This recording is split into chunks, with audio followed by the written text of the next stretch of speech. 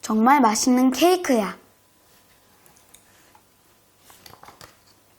오늘은 통통이 생일이에요.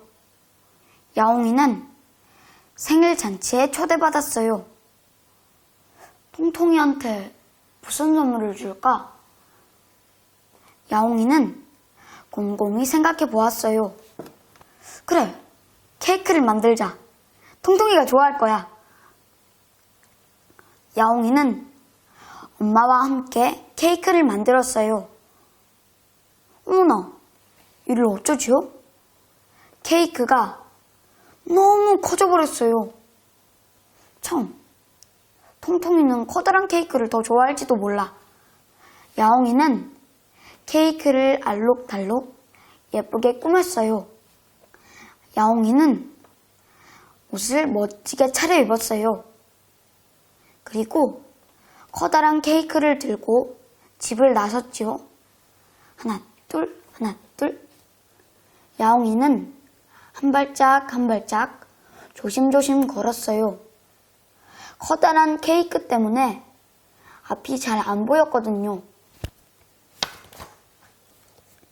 야옹이가 아슬아슬 길을 가고 있을 때였어요. 아이고, 얘야 조심해라. 앞에 나무가 있단다. 바로 지나가던 염소 할머니 목소리였어요. 목소리를 듣자마자 야옹이는 걸음을 딱 멈췄어요. 휴, 큰일 날 뻔했구나. 야옹이는 숨을 몰아쉬었어요. 할머니 고맙습니다. 할머니 도움으로 나무를 피할 수 있었어요. 야옹이는 고개를 푹 숙여 인사했어요. 그래. 야옹이는 인사도 잘하는구나. 염소 할머니는 야옹이 머리를 쓰다듬어 주었어요. 길을 가던 야옹이가 갑자기 발을 들었어요. 발에 뭔가가 걸렸던 거예요. 이게 뭐지? 야옹이는 힘들게 아래쪽을 내려다 보았어요. 이런 다람쥐들 도토리잖아. 다람쥐들은 소꿉놀이 중이었어요.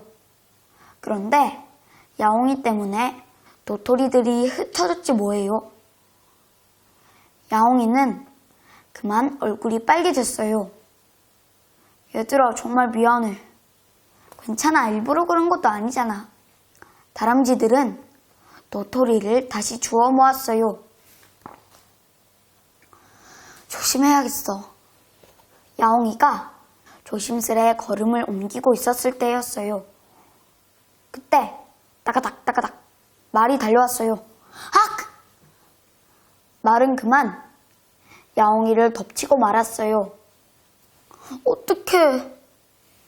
야옹이는 울먹울먹했어요. 멋지게 차려입은 옷은 얼룩덜룩 더러워졌어요.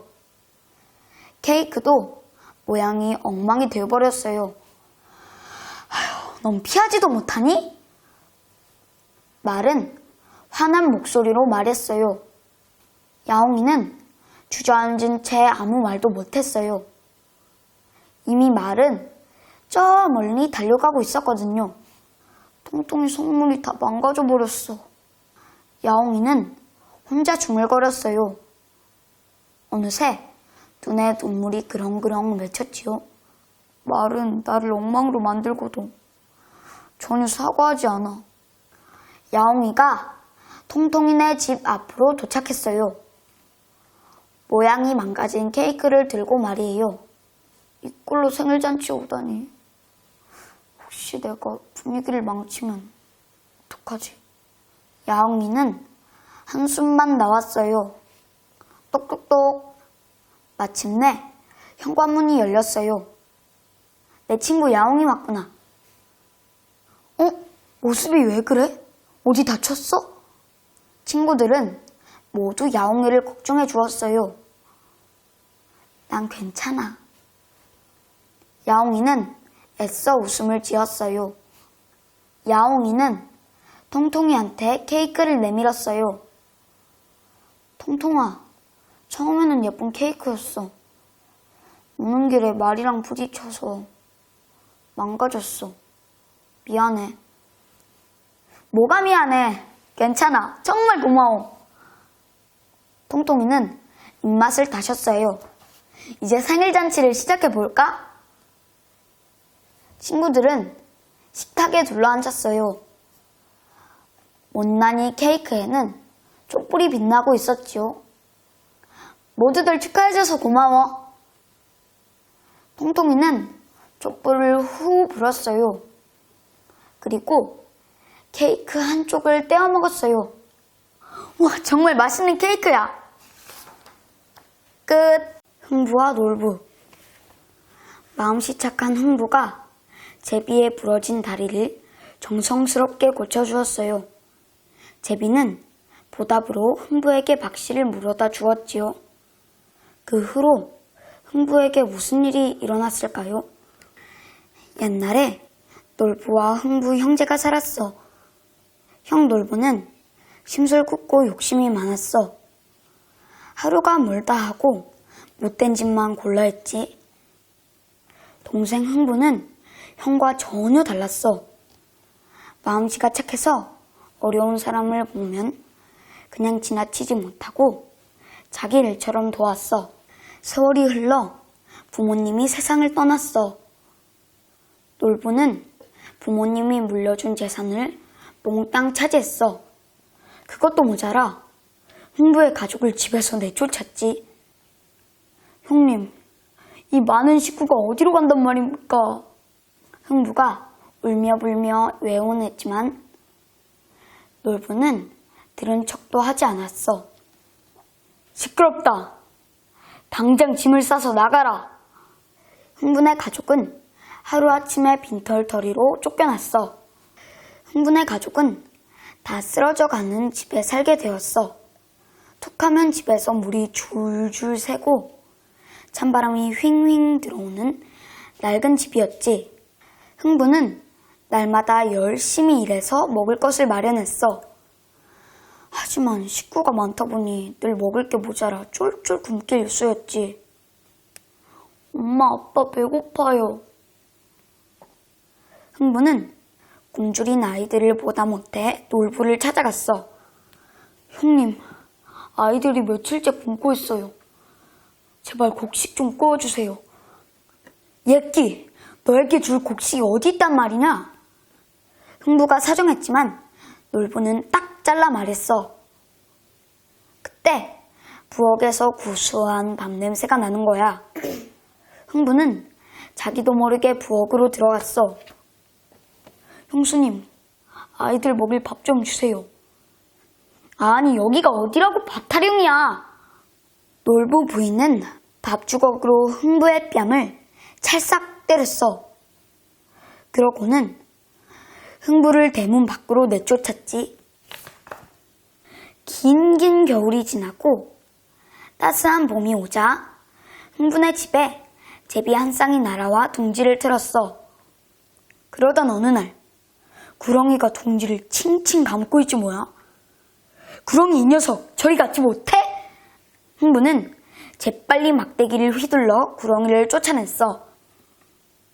하지만 구렁이를 보고 놀란 새끼제비 한 마리가 땅에 떨어져 다리가 부러지고 말았어. 흥부는 새끼의 제비의 다리를 정성껏 고쳐주었어. 그 덕분에 새끼 제비는 가을에 무사히 따뜻한 남쪽으로 떠날 수 있었지. 이듬해 봄, 흥부네 집에 제비가 다시 찾아왔어. 우와! 작년에 우리가 다리를 고쳐준 제비예요. 흥부네 가족은 제비를 반겨주었어. 제비는 흥부네 집 마당을 빙빙 맴돌았어. 그러더니 무언가를 톡 떨어뜨리지 않겠어? 이건 박씨가 아니오. 어머, 웬 박씨일까요? 제비야, 고맙다. 흥부 부부는 박씨를 심고 정성스레 가꾸었어. 어느새 지붕 위에 커다란 박이 주렁주렁 열렸어. 여보, 박이 참 탐스럽게 익었어요. 우리 저 박으로 죽을 끓여 먹읍시다. 흥부 부부는 톱으로 박을 타기 시작했어. 흥얼흥얼 신나게 노래를 부르면서 말이야. 슬근슬근 톱질하세 여기 여차 톱질하세. 첫 번째 박이 갈라졌어. 그런데 이게 웬일이야? 박 안에 커다란 상자가 있는 거야. 흥부가 상자를 열자 흰쌀이 좌르르 쏟아졌어. 흥부 부부는 깜짝 놀라 입이 딱 벌어졌어. 이제 박 걱정은 안 해도 되겠어요. 아이들도 신이 나서 폴짝폴짝 뛰었지. 흥부 부부는 서둘러 두 번째 박을 탔어. 슬근슬근 슬근슬근 쩍. 두 번째 박에서는 비단과 황금이 와르르 나왔어. 꺼내고 또 꺼내도 끝없이 나왔지. 마지막으로 흥부 부부는 세 번째 박을 갈랐어. 이번에는 목수들이 우르르 몰려나와 으리으리한 기와집을 지어주네. 흥분의 가족은 기뻐서 덩실덩실 춤을 추었지. 흥분의 소식은 온 마을에 퍼져 놀부의 귀까지 들렸어. 놀부는 흥부가 셈이 나서 견딜 수가 없었지. 아이고 배 아파. 나도 흥부처럼 한번 해볼까? 놀부는 새끼 제비의 다리를 일부러 똑 부러뜨렸어. 그러고는 부러진 다리를 실로 대강 묶어주었지. 다음해 봄, 제비는 놀부에게 박씨를 물어다 주었어. 나도 이제 부자가 되겠구나. 박이 여물자 놀부 부부는 신이 나서 어깨춤을 추었어. 놀부 부부는 잔뜩 기대하며 첫 번째 박을 갈랐어. 아이고 뭐야? 이게 뭐야? 놀부 부부는 깜짝 놀랐어. 박 안에서 징그러운 벌레들이 기어나왔거든. 놀부 부부는 얼른 박을 덮고 두 번째 박을 탔어. 이번에는 우락부락한 남자들이 줄줄이 나와 놀부네 진 물건을 몽땅 빼앗아가는 거야. 놀부 부부는 아무 말도 못하고 벌벌 떨었지. 놀부 부부는 희망을 놓지 않고 마지막 박을 탔어. 그런데 펑 소리가 나더니 무시무시한 장수가 나타나는 게 아니겠어? 못된 놀부야, 네 죄를 알렸다. 부모님의 재산을 독차지하고 멀쩡한 제비 다리를 일부러 부러뜨린 죄. 아이고 잘못했습니다. 목숨만 살려주십시오. 놀부 부부는 손이 발이 되도록 빌고 또 빌었어. 그렇게 한참을 빌어 겨우 목숨을 건졌지. 재산을 모두 잃은 놀부 부부는 흥부를 찾아갔어. 흥부는 놀부를 보고 한 걸음에 달려나왔지. 형님, 이게 어찌 된 일입니까? 흥부야, 그동안 못되게 굴어 미안하다. 놀부는 진심으로 잘못을 뉘우치고 흥부에게 용서를 구했어. 그 뒤로 놀부와 흥부 형제는 서로 의지하며 오래오래 사이좋게 지냈대. 끝. 공훈아, 가희야. 오늘은 도깨비 나오는 이야기 2개 읽을 거야. 도깨비 방망이, 도깨비 감투. 옛날에 깊은 산골짜기에 한 나무꾼이 살았습니다. 나무꾼은 매일 열심히 나무를 해서 아버지와 어머니를 모셨지요. 덥다. 나무 하기에는 날이 너무 덥구나. 한 줌은 해야 내일 먹을거리를 살 수 있을 텐데. 그때 또르륵 개암 하나가 굴러와서 나무꾼의 발밑에 멈추었습니다. 이야, 맛있겠다. 아버지께 가져다 드리면 좋아하시겠어. 그런데 떼구르르 개암 하나가 더 굴러오는 것입니다. 옳지. 이것은 어머님께 드려야겠다. 그런데 개암 하나가 또 떼굴떼굴 굴러오는 거예요. 와, 다람쥐들이 소풍이라도 가나. 나도 하나 먹을 수 있겠어. 나무꾼은 싱글벙글 웃는 얼굴로 개암들을 주머니에 넣고 다시 나무를 했답니다. 아이고, 언제 이렇게 어두워졌지? 얼른 내려가야겠어. 나무꾼은 열심히 나무를 하느라 시간 가는 줄도 몰랐습니다. 이미 날은 깜깜해졌고 길도 잘 보이지 않았지요. 저기 웬 집이 하나 있네. 저기서 하룻밤 자고 가야겠다. 나무꾼은 조심스럽게 문을 열었습니다. 하지만 집 안에는 아무 소리도 들리지 않았습니다. 아무도 안 사는 집인가 보네. 나무꾼은 집 안으로 들어가 구석에 자리를 잡고 눈을 감았습니다. 그런데 한참을 누워 잠을 청해도 영 잠이 오지 않았습니다.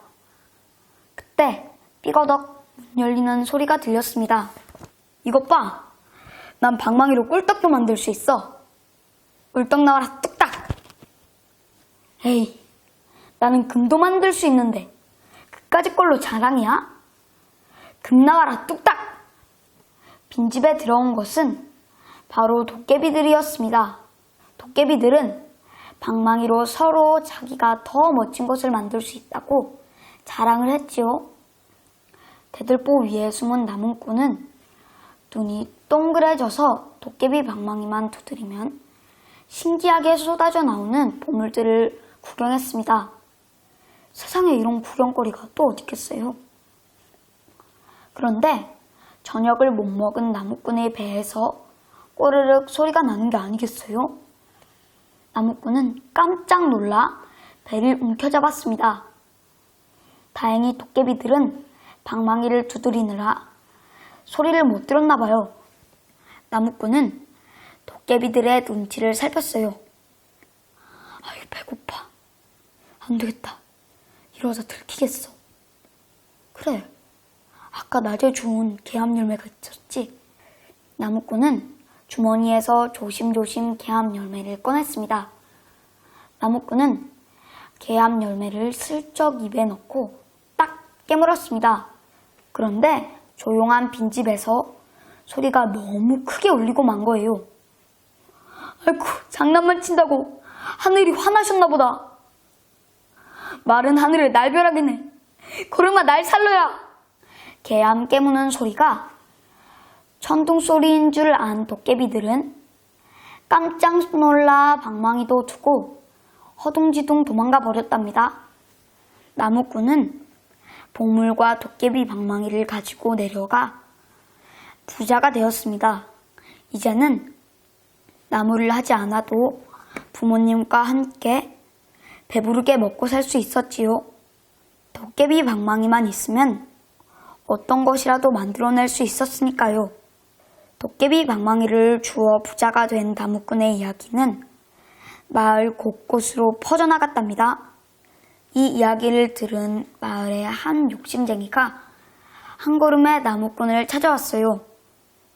마음 착한 나무꾼은 어떻게 도깨비 방망이를 주었는지 욕심쟁이에게 자세하게 이야기해 주었어요.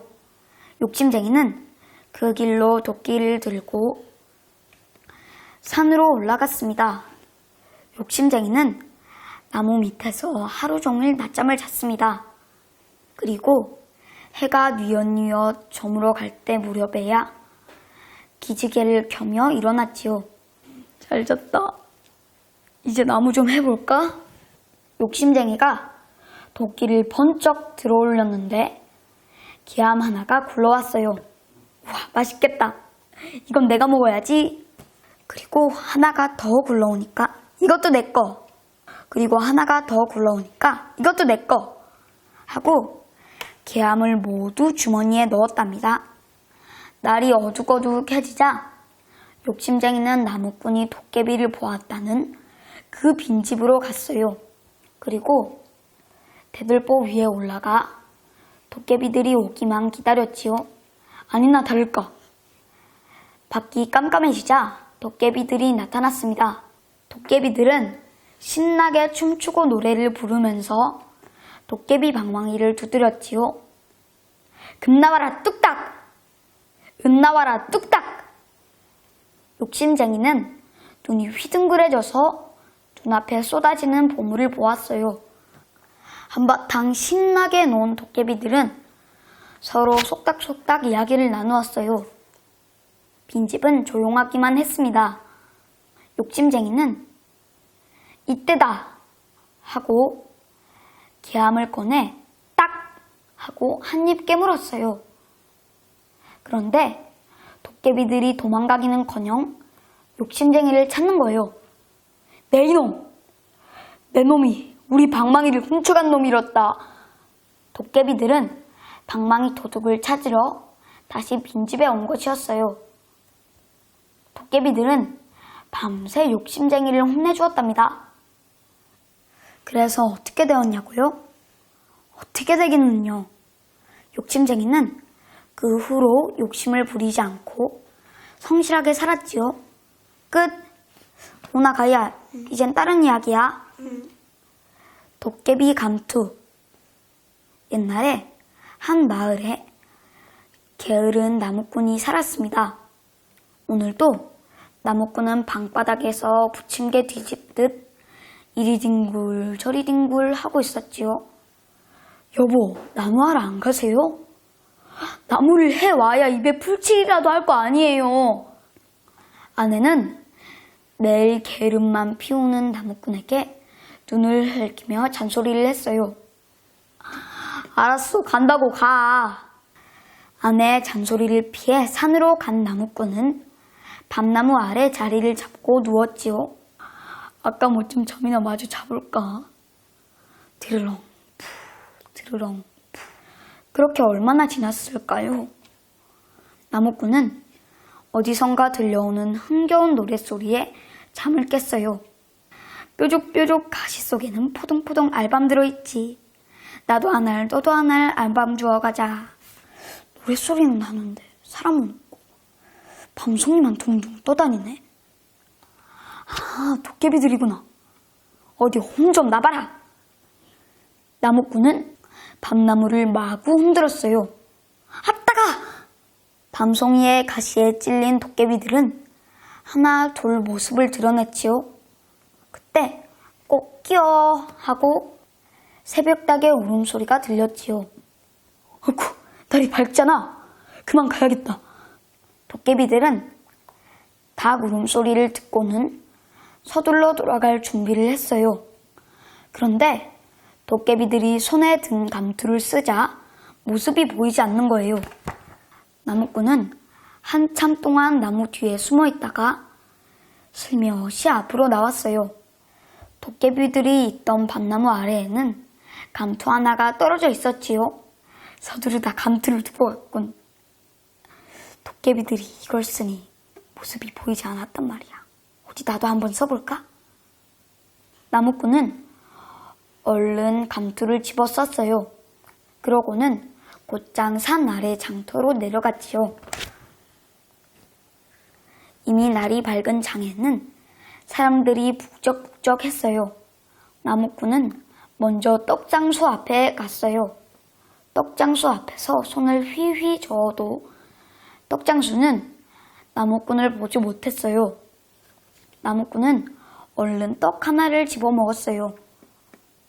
그래도 여전히 떡장수는 나무꾼을 보지 못하고 떡 사세요 하고 소리 높여 외칠 뿐이었지요. 나무꾼은 신이 나서 이번에는 쌀집으로 갔어요. 그리고 얼른 쌀가마니를 번쩍 들고 집으로 휑하니 달아났지요. 여보, 이리 나와봐요. 내가 밤새 나무를 해서 쌀을 사왔어. 아이고, 우리 신랑이 최고예요. 이거면 우리 네 식구가 한동안은 배불리 먹겠어요. 나무꾼은 생전 처음 아내에게 칭찬을 듣고 더 신이 났어요. 앞으로 먹을 걱정은 하지 마시오. 내가 매일매일 배불리 먹여줄 터이니. 그 후로 나무꾼은 매일 감투를 쓰고 장에 가서 이것저것 잔뜩 집어왔답니다. 나무꾼은 금세 부자가 되었어요. 그런데 하루는 장에 갔다가 지나는 사람의 담뱃불이 날아와 감투에 밤톨만한 구멍이 나고 말았지요. 나무꾼은 두리번 누가 본 사람이 없는지 살펴보고 얼른 집으로 돌아갔어요. 여보, 내 감투에 구멍이 났네. 이것 좀 기워주시오. 그런데 마침 검정실이 떨어져 할 수 없이 아내는 빨간 실로 꼼꼼하게 감투를 기워주었어요. 다음 날부터 나무꾼은 아내가 기워준 감투를 쓰고 장으로 나갔어요. 그렇게 며칠이 지나자 장에는 괴상한 소문이 돌았어요. 물건이 없어질 때마다 빨간 실 조각이 보인다는 거예요. 상인들은 빨간 실 조각이 보이면 힘을 합쳐 도둑을 잡기로 했어요. 아무것도 모르는 나무꾼은 또 감투를 쓰고 장으로 갔어요. 오늘은 아내한테 놀이개나 하나 가져다 줄까? 놀이개 가게 주인은 공중에서 빨간 실 조각이 왔다 갔다 하자 주변 상인들에게 눈짓을 했어요. 빨간 실 조각을 가운데 두고 상인들이 둥그렇게 모였었어요. 하지만 놀이개를 고르느라 나무꾼은 그런 줄도 몰랐어요. 지금이다! 이 못된 도깨비 같으니! 어디 감히 도둑질을 해? 장터 상인들은 그동안 없어진 물건들을 생각하며 나무꾼을 흠씬 두들겨 팼지요. 아이고 사람 살려요. 저는 도깨비가 아니에요. 나무꾼은 얼른 감투를 벗고 그동안의 이야기를 털어놓으며 싹싹 빌었어요. 실컷 두들겨 맞은 나무꾼은 잘못을 뉘우쳤어요. 그러고는 훔친 물건들을 모두 상인들에게 돌려주었어요. 나무꾼은 다시 가난해졌어요. 하지만 그 뒤로는 다시는 남의 물건에 손대지 않았어요. 그리고 열심히 나무를 하며 부지런히 살았답니다. 끝. 꼬물아, 미안해. 예원이는 친구들과 만화 영화를 봤어요. 꼬물이라는 작은 물고기가 머나먼 바다로 엄마를 찾아가는 이야기였어요. 꼬물이 정말 귀엽지? 꼬물이 같은 물고기 키우고 싶어. 모두들 꼬물이한테 푹 빠졌답니다. 다음날 예원이는 아빠를 졸라 수족관에 갔어요. 크고 예쁜 물고기들이 아주 많았어요. 하지만 예원이는 작은 물고기를 골랐어요. 꼬물이처럼 꼬리가 빨간 열대어예요. 너처럼 예쁜 물고기를 골랐구나. 잘 키우렴. 주인 아주머니는 물고기를 작은 어항에 넣어주었어요. 아파트 공원에서 아이들이 놀고 있었어요. 아빠가 어항을 조심조심 들고 오자 아이들이 우르르 몰려들었어요. 얘 이름은 꼬물이야. 예쁘지? 예원이가 손가락으로 물을 살짝 튕기자 꼬물이가 놀라서 후다닥 헤엄을 쳤어요. 꼬물이는 잘 자랐어요. 예원이는 먹이도 주고 책도 읽어주었어요. 둘은 어느새 가장 친한 친구가 되었지요. 예원이가 속상한 일을 얘기하면 꼬물이가 꼬리를 살랑살랑 움직였어요. 꼭 고개를 끄덕이는 것처럼요. 예원이는 오늘도 집에 오자마자 꼬물이한테 달려갔어요. 나 유치원 갔다 왔어. 잘 놀았니? 아, 그런데 꼬물이가 이상해요. 잘 움직이지를 않아요. 어항에 손을 넣어 살짝 건드리자 꼬리만 겨우 움직였어요. 예원이는 울먹이며 엄마한테 갔어요. 엄마, 꼬물이가 이상해요. 엄마는 가만히 어항 안을 들여다보았어요. 어항 안에는 지저분한 찌꺼기들이 둥둥 떠 있었어요. 물을 갈아줘야겠다. 산소가 부족해서 그래. 산소가 부족하면 숨을 못 쉬어서 죽을 수도 있단다. 엄마는 요리그릇에 깨끗한 물을 부은 다음 작은 국자로 꼬물이를 떠서 옮겼어요. 그러나 꼬물이는 여전히 움직이지 않았어요.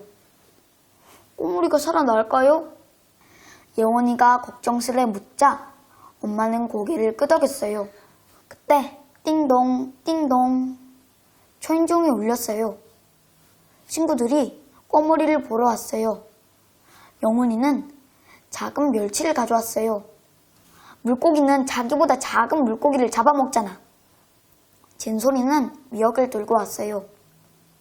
꼬물이가 이거 좋아할까? 하지만 예원이는 시무룩한 표정이었어요. 아주머니, 꼬물이가 왜 이래요? 엄마는 어항 속에 더러운 물을 가리켰어요. 왜 더러워? 영훈이가 얼굴을 찌푸렸어요. 꼬물이가 죽을 뻔한 거예요? 진솔이도 소리를 질렀어요. 우리가 공기 없이 숨을 못 쉬듯이 물고기도 깨끗한 물에서 살아야 한단다. 엄마는 공기와 물이 얼마나 중요한지 말했어요. 텔레비전에서 봤는데 쓰레기를 마구 버려서 물이 썩는데. 진솔이의 말을 들으니 예원이는 덜컥 겁이 났어요. 엄마, 그럼 우리도 더러운 물을 마시게 되는 거예요? 그래. 더러운 물을 마시면 병에 걸릴 수도 있단다.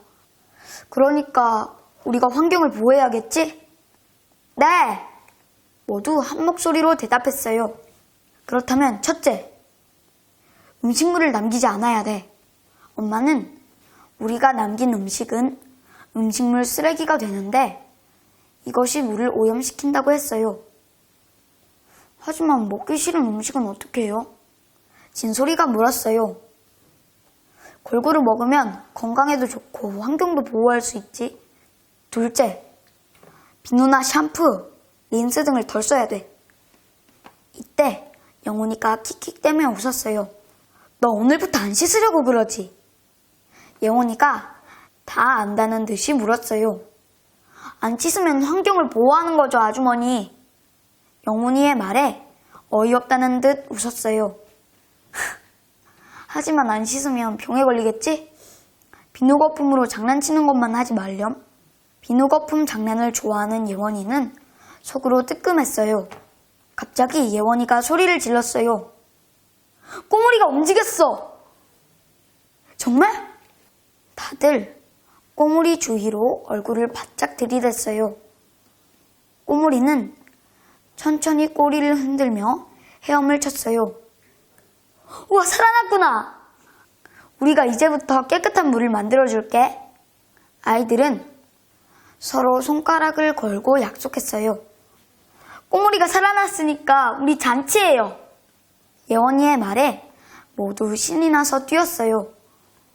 엄마는 도넛과 과자를 만들어 왔어요. 달콤한 코코아도 한 잔씩 주었고요. 다들 자리에 앉으려 하자 엄마가 말했어요. 가서 손부터 씻고 와야지. 아이들은 욕실로 우르르 달려갔어요.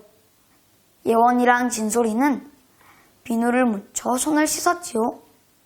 영훈이 넌 안 씻어? 씻기 싫어하는 영훈이는 입구에서 구경만 하고 있었어요. 난 환경을 보호하기 위해 하루에 한 번만 씻을 거야. 너 정말 이리 안 와?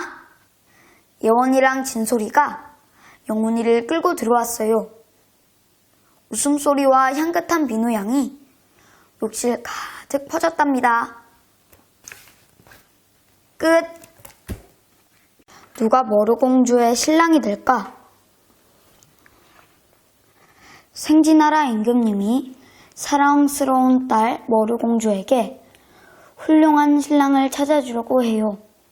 튼튼이, 멋지니, 금금이, 찍찍이 중 누가 머루공주와 결혼하게 될까요? 생지나라 임금님에게는 귀엽고 사랑스러운 딸이 있어요. 눈이 동그랗고 까만 머루 같아서 머루공주라고 부르지요. 착하고 상냥한 머루공주는 모든 생쥐들에게 사랑을 한 몸에 받았어요. 머루공주가 무럭무럭 자라 어른이 되자 생쥐 임금님에게 한 가지 걱정이 생겼어요. 머루공주에게 훌륭한 신랑을 찾아줘야 할 텐데. 임금님은 자나깨나 이 생각뿐이었어요. 어느 날 산책을 하던 임금님이 신하에게 물었어요. 머루공주의 신랑으로 어떤 신랑이 좋겠나? 신하는 긴 꼬리를 살랑살랑 흔들며 대답했어요. 공주님의 신랑이니 돈이 많은 사람이 좋겠습니다. 임금님은 차를 마시며 왕비에게 물었습니다. 머루공주의 신랑으로 어떤 생지가 어울리겠소? 왕비는 주먹을 불끈 쥐어보며 말했어요. 힘센 생쥐가 어울리지 않을까요? 임금님은 머루공주에게 물었어요. 공주야, 네 신랑으로 어떤 생쥐가 어울리겠니? 전 그냥 잘생긴 생쥐가 좋아요. 머루공주가 아주 작은 목소리로 대답했어요. 그리고는 부끄러운 듯 두 볼이 빨개졌지요. 어머니의 생각은 어떠세요? 머루공주의 신랑은 뭐니 해도 속닥속닥. 할머니는 임금님에게 속닥속닥 귓속말을 했어요. 할머니의 말을 듣고 임금님은 무릎을 탁 쳤어요. 그렇군요. 어머니가 말씀하신 신랑을 어서 찾아봐야겠어요. 임금님은 머루공주의 신랑을 찾는다는 소식을 널리 알렸어요. 3가지 시험을 모두 통과한 생쥐를 머루공주의 신랑으로 삼겠다. 첫 번째 시험은 궁전의 항아리를 빛나는 것으로 채우는 것이다. 다음 날 공주와 결혼하고 싶은 생쥐들이 궁전으로 모여들었어요. 하지만 커다란 항아리를 보고는 다들 포기하여 돌아가고 남은 생쥐는 4뿐이었어요. 힘이 센 튼튼이는 유리구슬이 가득 든 자루를 메고 왔어요. 이 정도면 이 항아리를 가득 채울 수 있지. 자루를 메고 우스대며 항아리에 오르던 튼튼이는 그만 발을 헛디뎌 조르르 미끄러졌어요. 그 바람에 유리구슬이 사방으로 흩어지고 말았지요. 튼튼이는 울상을 지으며 집으로 돌아갔어요. 잘생긴 멋진이는 갖가지 거울을 손수레에 가득 싣고 왔어요. 고개를 꼿꼿이 들고 잘난 체하며 걷던 멋진이는 튼튼이가 흘린 유리구슬을 밟고 꽈당 넘어지고 말았어요. 얼른 손거울을 꺼내 얼굴을 살펴보았어요. 아이고, 잘생긴 내 얼굴이 엉망이 됐잖아. 멋진이는 짜증을 내면서 시험도 포기하고 가버렸어요. 부자인 금금이는 하인들과 함께 금돈이 든 자루를 마차에 한가득 싣고 왔어요. 하인을 시키면 될 텐데 왜 굳이 나보고 하라는 거야? 금금이는 투덜거리며 사다리를 밟고 올라가 자루를 쏟아붓다가 항아리에 빠지고 말았어요. 그때 마지막 신랑감 찍찍이가 달려왔어요. 찍찍이는 부지런히 항아리 바닥에 흙을 파냈어요. 임금님과 생쥐들은 숨죽이고 찍찍이를 지켜보았지요. 얼마 후 흙을 파는 쪽으로 커다란 항아리가 기울자 금금이가 그 안에서 나와 금돈으로 항아리를 마저 채웠어요. 마지막으로 찍찍이 차례가 되었어요. 찍찍이는 항아리 안으로 들어가더니 자루에서 초를 꺼내 촛불을 켰어요. 그러자 어둠컴컴했던 항아리 안이 환한 빛으로 가득 찼지요. 그 모습을 본 생쥐들은 박수를 치며 감탄했어요. 임금님은 고개를 끄덕이며 말했어요. 첫 번째 시험은 금금이와 찍찍이가 통과하였다. 두 번째 시험은 공주의 방을 아름다운 것으로 가득 채우는 것이다. 이튿날 금금이는 3대의 마차에 여러 가지 물건을 싣고 나타났어요.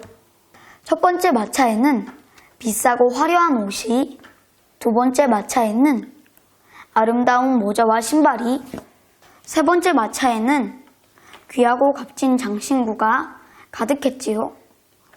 하지만 금금이가 가져온 많은 물건들로도 머루의 방을 가득 채우기에는 부족했어요. 찍찍이는 이번에도 작은 자루 하나만 들고 왔어요.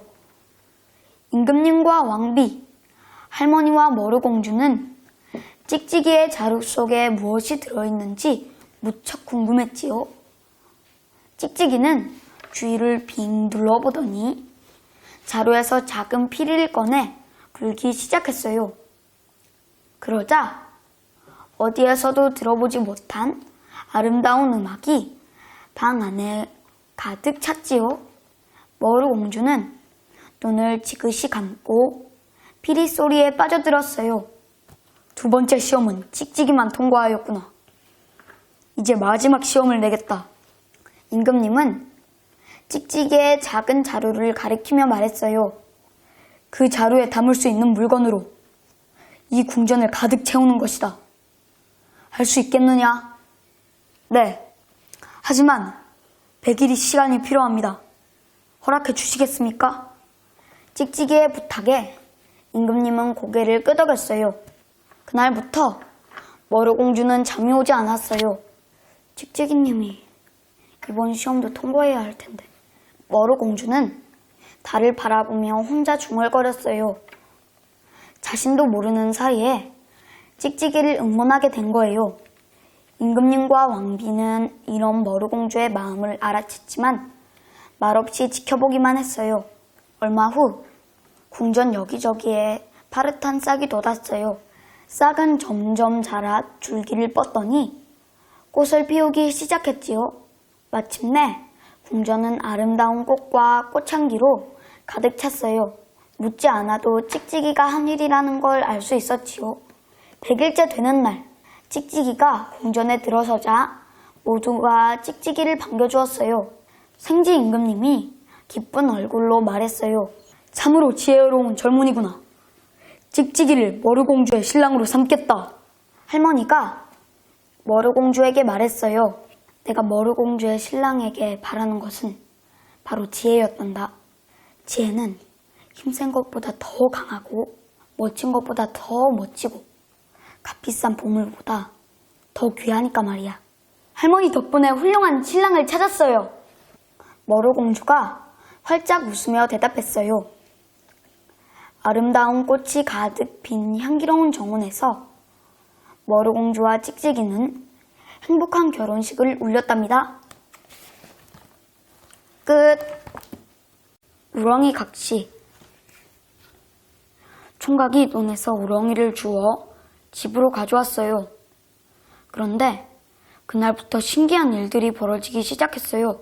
과연 총각에게 어떤 일들이 일어날까요? 옛날에 늦도록 장가를 가지 못하고 혼자서 늙은 어머니를 모시고 사는 총각이 있었어. 하루는 총각이 논에서 일하는데 괜히 서글픈 거야. 열심히 농사 지어서 누구랑 먹고 산다. 그때 총각의 말에 누군가 대답을 했어. 누구랑 먹고 살긴 나랑 먹고 살지. 깜짝 놀란 총각은 두리번 주위를 살폈어. 하지만 아무도 보이지 않았지. 다시 일하던 총각이 무심코 또 중얼거렸어. 열심히 농사 지어서 누구랑 먹고 산담. 그러자 이번에도 누군가 대답을 하는 거야.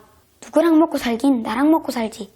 총각은 얼른 소리가 나는 쪽으로 가보았어. 그런데 사람은 없고 우렁이 한 마리만 있는 거야. 이야, 우렁이가 참 크기도 하다. 총각은 우렁이를 집에 가져와 물독에 넣어두었어. 다음날 총각과 어머니가 논에 나갔다가 점심때가 되어 집으로 돌아왔어. 그런데 참 신기하기도 하지. 방에 점심밥이 떡하니 있는 거야. 어머니, 누가 밥상을 차려놓은 걸까요? 글쎄다. 누군지는 모르겠지만 정말 고맙구나. 두 사람은 정성스럽게 차려진 밥을 맛있게 먹었어. 다음 날도 그 다음 날도 신기한 일은 계속되었지. 총각은 누가 밥상을 차리는지 알아내기로 했어. 이튿날 총각은 집을 나서다가 슬그머니 돌아왔어. 그리고 부엌 구석에 숨어 가만히 지켜보았지. 이윽고 점심때가 되자 놀라운 일이 벌어졌어. 물독에서 무지갯빛 연기가 뭉게뭉게 피어오르더니 아리따운 처녀가 스르르 나오는 거야. 이럴 수가. 우렁이가 처녀로 변하다니. 총각은 처녀에게 첫눈에 반해버렸어. 그런데 처녀가 순식간에 밥상을 차려놓고는 다시 물독으로 들어가려고 하지 뭐야. 총각은 얼른 뛰어가 처녀를 붙잡았어. 잠깐만요. 가지 말고 저랑 삽시다. 그러자 처녀가 화들짝 놀라며 말했어. 지금 같이 살면 나중에 큰일이 벌어진답니다. 그러니 조금만 참고 기다려주세요. 안 돼요, 안 돼. 지금 당장 같이 삽시다. 총각이 막무가내로 쫄라대는 바람에 두 사람은 혼이 나여 함께 살게 되었지. 신랑은 예쁜 각시가 생겨 날아갈 듯 기뻤어. 하지만 혹시 누가 각시를 데려갈까봐 걱정되었지. 무슨 일이 있어도 밖에 나가지 마시오. 신랑은 각시에게 단단히 일러주었어. 아가, 아범에게 새참 좀 갖다 주렴. 각시는 하는 수 없이 새참을 가지고 논으로 향했어. 어이, 물러거라. 원님 행차시다. 한참 길을 가던 각시는 원님 행차 소리에 얼른 길 옆으로 숨었어. 그런데 각시가 얼마나 예쁘던지 숲을 사이로 번쩍번쩍 빛이 뿜어져 나오지 뭐야. 이 모습을 이상하게 여긴 원님이 말을 멈추었어. 여봐라. 저 숲에 있는 물건을 가져와라. 꽃이면 꺾어오고 샘물이면 떠와라. 사람이면 데려오고. 원님의 명령에 포졸 하나가 냉큼 숲으로 달려갔지. 포졸이 가까이 가자 각시가 눈물을 흘리며 말했어. 제발 원님께 이 은가락지밖에 없다고 말해주세요. 포졸은 각시가 가여워서 부탁을 들어주었어. 그런데 원님이 포졸의 말을 안 듣는 거야. 아직 숲에서 빛이 나는데 왜 거짓말은 아니냐. 원님의 불별하게 포졸은 곧장 각시를 데려왔어. 어여쁜 각시가 마음에 든 원님은 각시를 관하로 데려갔지. 한편 신랑은 온데간데 없이 사라진 각시를 찾아 온 마을을 돌아다녔어. 여기저기 물으니 원님이 각시를 데려갔다는 거야. 신랑은 각시를 빼앗긴 슬픔에 엉엉 목을 놓아 울었어. 그런데 그날 밤 신랑 꿈속에 각시가 나타나 말했어. 서방님, 새털 옷을 입고 관하러 오세요. 제가 눈짓을 하면 우스꽝스러운 춤을 추고 제가 크게 외치면 저를 따라 크게 외치세요. 잠에서 깬 신랑은 정신이 번쩍 들었어. 그리고 각시 말대로 새털옷을 구해 입었지. 한편 원님은 각시 때문에 애가 탔어. 고운 비단을 주어도 반짝이는 보석을 주어도 각시가 통 웃질 않으니 말이야. 원하는 것은 뭐든지 들어줄 테니 한 번만 미소를 보여다오. 원님의 애원에 각시가 못 이기는 척 말했어. 관아에 거지들을 불러 잔치를 열어주세요. 원님은 곧장 잔치 준비를 하라고 명령했어. 며칠 뒤 거지들이 줄줄이 관아로 모여들었어. 마침 신랑도 새털옷을 입고 관아에 찾아갔지. 신랑은 원님 옆에 다소곳이 앉아있는 각시를 보았어. 각시도 단번에 신랑을 알아보고는 눈짓을 했어. 눈짓을 하면 우스꽝스럽게 춤을 추라고 했지. 신랑은 팔다리를 흔들며 덩실덩실 춤을 추었어. 그러자 각시가 환하게 웃는 거야. 원님은 각시가 웃는 걸 보고 눈이 휘둥그레졌어. 원님은 속으로 생각했어. 저 새털옷을 입고 춤을 추면 각시가 나를 보고도 웃어주겠지? 원님은 잽싸게 신랑과 옷을 바꾸어 입었어. 그러고는 신랑처럼 춤을 추었어. 거지들 틈에서 팔다리를 흔들흔들 엉덩이를 실룩실룩하며 말이야. 그때 갑자기 각시가 큰 목소리로 외쳤어. 여봐라. 저 새털옷을 입은 거지를 당장 내쫓아라. 각시가 외치자 신랑도 따라 외쳤어. 여봐라. 저 새털옷을 입은 거지를 당장 내쫓아라. 그러자 포졸들이 달려와 새털옷을 입은 원님을 쫓아냈지. 거짓골을 한 원님을 알아보는 사람은 아무도 없었어. 다시 만난 신랑과 각시는 서로의 손을 꼭 잡았어. 두 사람은 다시는 헤어지지 않고 행복하게 살았대. 벌거벗은 임금님. 수상한 두 사람이 새 옷을 좋아하는 임금님에게 세상에서 가장 멋진 옷을 만들어 주었어요. 행찬날 그 옷을 입은 임금님은 어떻게 되었을까요?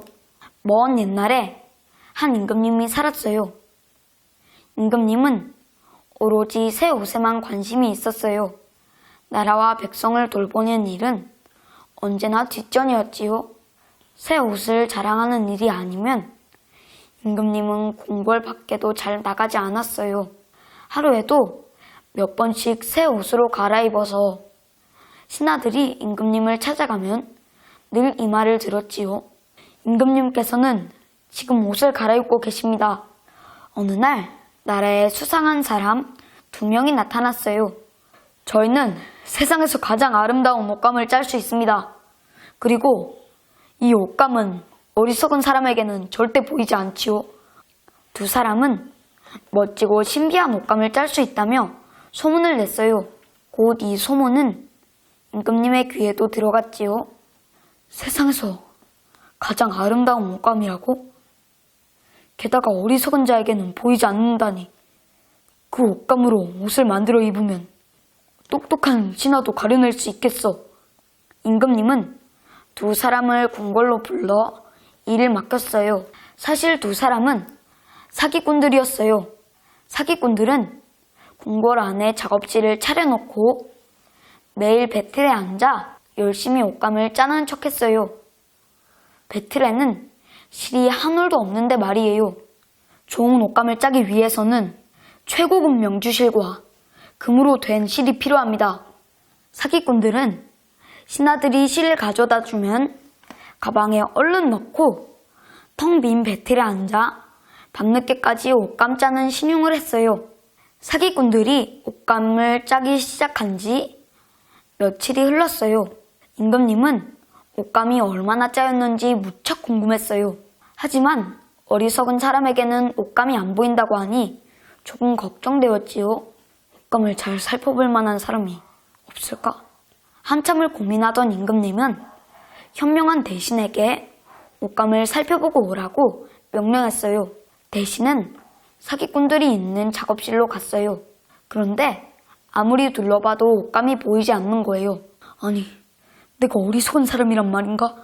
그때 2 사기꾼이 다가와 말했어요. 자, 어떻습니까? 이 옷감으로 옷을 만들면 정말 멋지겠죠? 대신은 옷감이 안 보인다는 사실을 숨기고 거짓말을 했어요. 아주 훌륭하군. 임금님께서 매우 기뻐하실 것이오.